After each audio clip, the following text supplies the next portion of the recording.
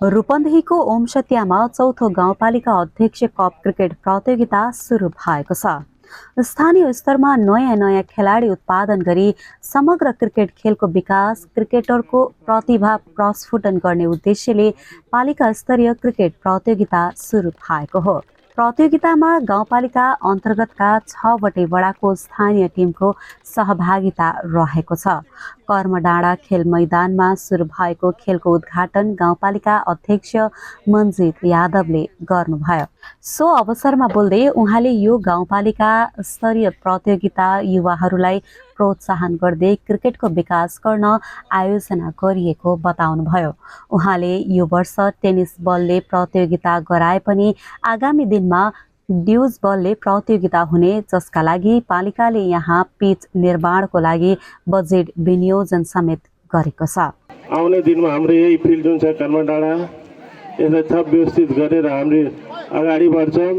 अहिले हामीले यो जुन पिच छ ड्युज बलले पनि खेल्ने हिसाबले अहिले त्यो बजेट पनि छुट्याएको छ कि ड्युजको पिच बनाउने अनि ड्युज गेम पनि गराउने।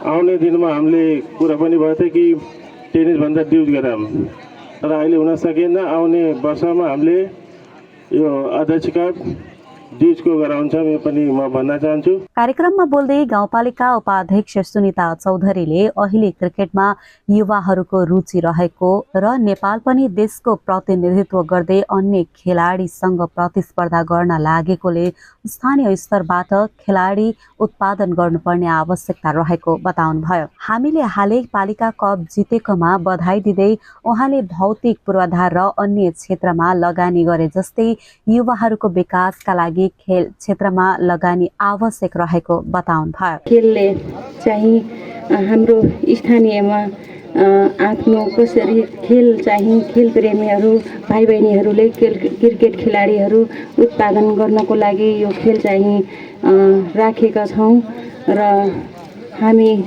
भर्खरै पनि हिजो चाहिँ हाम्रो ओमसतिया गाउँपालिकाले जुन 16वटा चाहिँ अन्तरपालिका क्रिकेट कप राखेको थिए, त्यसमा पनि हाम्रो ओमसतिया गाउँपालिकाले प्रथम हासिल गरिसकेको छ र योभन्दा अगाडि पनि हाम्रो ओमसतिया गाउँपालिकाले चाहिँ प्रथम स्थान पनि अरू जिल्लाबाट पनि हासिल गरिसकेको छ।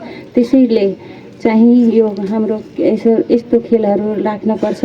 खेल चाहिँ खेलाडी साथीभाइहरूलाई उत्पादन गर्नको लागि यो खेल चाहिँ हामी राखेका छौँ। 6 टिमको सहभागिता रहेको प्रतियोगिता 12 ओभरको खेल खेलाइनेछ।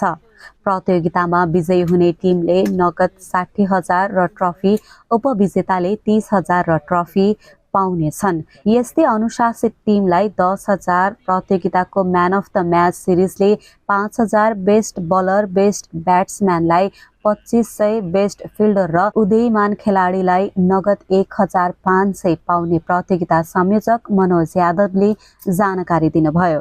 उद्घाटन खेल वडा नम्बर 1 र 3 बीच भइरहेको छ।